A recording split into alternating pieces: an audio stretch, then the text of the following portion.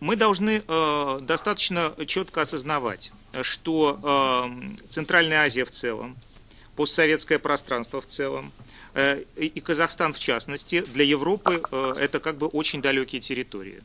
Вот на самом деле, если мы посмотрим на европейское общественное мнение, вот на восприятие пространства мира с точки зрения европейского общественного мнения, с точки зрения даже среднего европейского эксперта там, по безопасности, то Центральная Азия это очень далеко, это чаще всего даже дальше, чем Африка. Именно вот с точки зрения субъективного пространства. И, конечно, в этой связи факт председательства Казахстана в ОБСЕ, в европейской организации, он имел очень большое значение для повышения узнаваемости Казахстана, повышения статуса Казахстана, как именно вот государства соседа Евросоюза. Существуют планы пересмотра программы «Восточное партнерство», которые, возможно, будут осуществлены в следующем председательстве Евросоюза.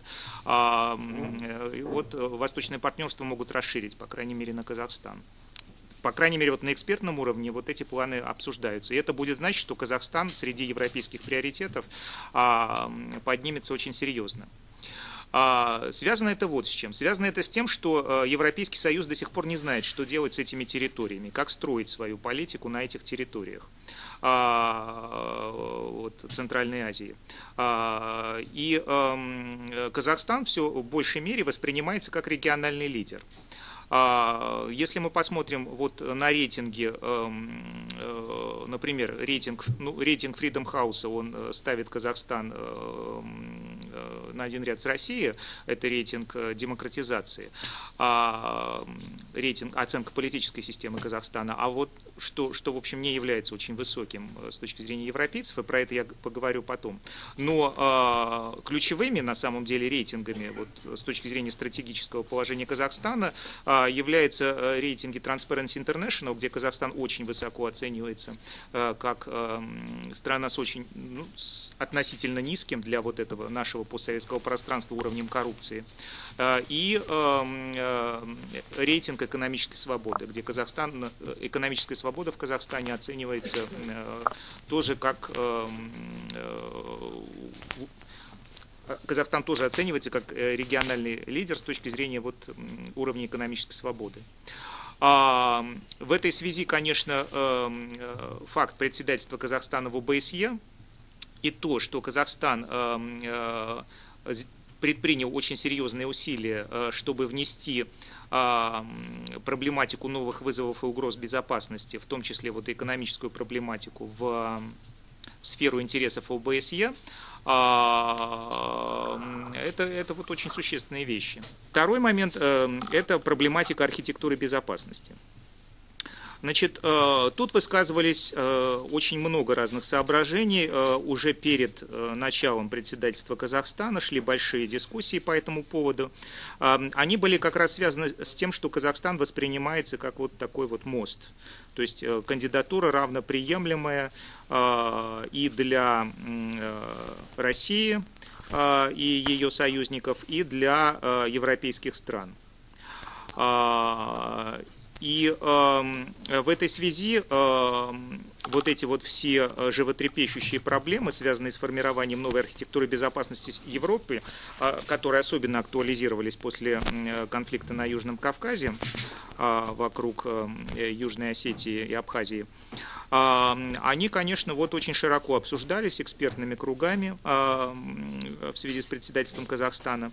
При этом, ну вот я могу сказать, что руководство Казахстана по очень многим каналам оказывалось определенное давление еще даже до начала председательства, чтобы, ну и там и со стороны европейских стран, и со стороны американцев, чтобы оно ни в коем случае не ставило вот эту проблематику договора европейской безопасности на повестку дня ОБСЕ. И здесь надо сказать, что в общем, Казахстан сумел, так сказать, сохранить вот на протяжении всего своего председательства равноудаленность по этому вопросу. Проблема, связанная с формированием единого пространства европейской безопасности, как для Европы, так и для Евразийского региона, так и не решена до сих пор. Но уже тот факт, что эти вопросы обсуждались в председательстве Казахстана, тот факт, что было внесено очень много предложений, в особенности в области противодействия новым и нетрадиционным угрозам безопасности, его можно оценить позитивно. Хотя, я могу сказать, что в Европе, конечно, позицию Казахстана некоторые критиковали. Поэтому в целом я могу сказать, что позитивно оценивается роль Казахстана в обсуждении этих вопросов. По крайней мере, Казахстан не оказал ни на одной из сторон никакого давления и позволил, так сказать, эти вопросы честно обсудить. Подводя итоги председательства Казахстана, я могу сказать, что страна показала себя очень хорошо. С точки зрения, так сказать, непредвзятых экспертов, отдельные критические соображения высказывались, но, собственно говоря, они высказывались людьми, которые заранее, так сказать, говорили, чего они будут критиковать, какие моменты в политике Казахстана будут критиковаться. То есть это критические соображения, что так и так он себя будет вести нехорошо, они высказывались заранее, еще до того, как он стал председателем. Каких-то дополнительных критических соображений нету. Сам факт того, что удалось каким-то образом свести эти две группы государств, которые очень долго боролись внутри ОБСЕ, а именно европейские страны и постсоветские страны во главе с Россией, это очень много.